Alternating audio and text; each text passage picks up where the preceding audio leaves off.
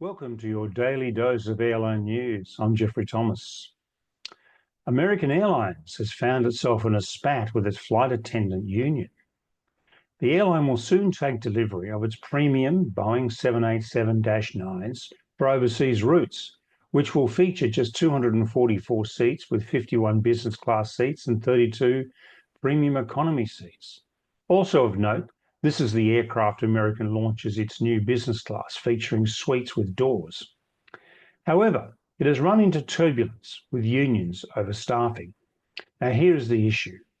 American wants the US regulator, the Federal Aviation Administration, to certify the new version with a minimum of 7 flight attendants in case one or two get ill on the layover, say, in China, and the aircraft can then return to the US as a normal flight with just 7 flight attendants.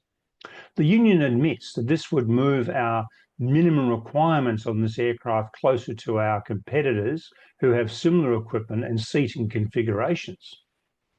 American and the union have agreed that the staffing will be 9 flight attendants, but this certification for 7 will only be used in case 2 staff get ill. The union's argument is bizarre, reports One Mile at a Time, as it points out that American's competitor, United, flies a larger and denser version of the jet with the same minimum staffing levels. Go figure. And JetBlue, one of US's best carriers, is shaking up its network just a little. In 2025, it's scrapping its JFK to Gatwick flight and the second daily JFK to Paris flight. Those two are seasonal flights.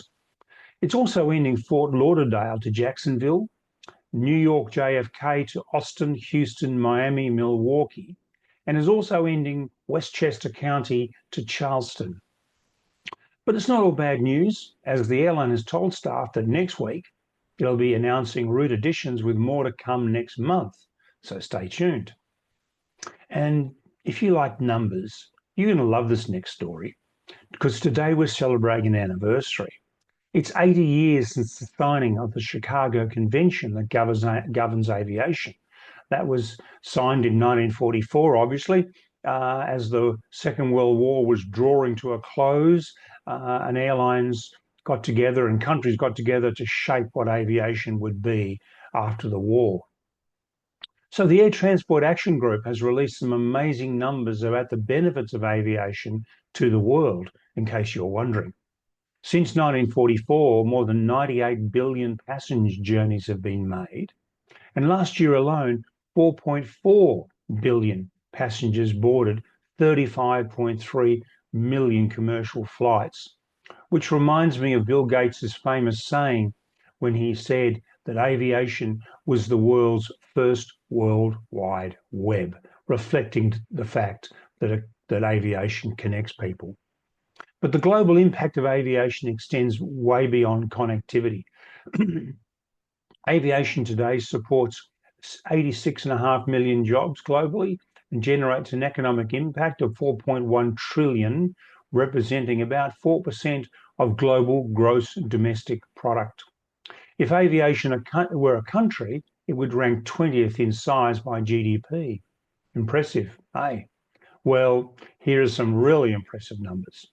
There are 4,072 commercial airports being served by 1,138 airlines. And you just thought it was your local airport and your local flight. No. Those airlines operate more than 29,000 aircraft on 67,300 global routes, overseen by 162 air traffic control management providers. It's a big industry. Each day in 2023, 12 million passengers boarded 96,500 scheduled flights.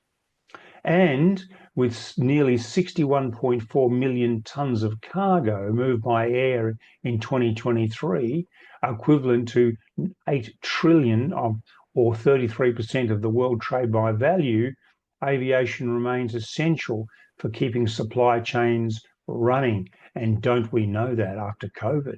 And just a footnote to that, about 90% of that cargo goes on passenger planes along with your baggage. So just gives you a sense of what a passenger plane does. Now, down under, Virgin Australia and Air New Zealand are pals again. Isn't that nice? The two carriers have officially re-established the Trans-Tasman code share relationship after a breakup of 6 years where Air New Zealand changed partners and went off with Qantas for a while. So starting December 5, which is today, yesterday, wherever you happen to be in the world, travellers can directly book with Virgin on flights to New Zealand, which are operated by Air New Zealand, and these are to Auckland, Wellington and Christchurch for flights from December 9. These flights are in addition to the flights that Virgin operates directly to Queenstown, which is the top spot in the South Island of New Zealand. I'm Geoffrey Thomas, and that's today's airline news. Don't forget to give the video a thumbs up, subscribe to the channel, sign up for my Substack, and join me tomorrow for a brand new episode of Airline News.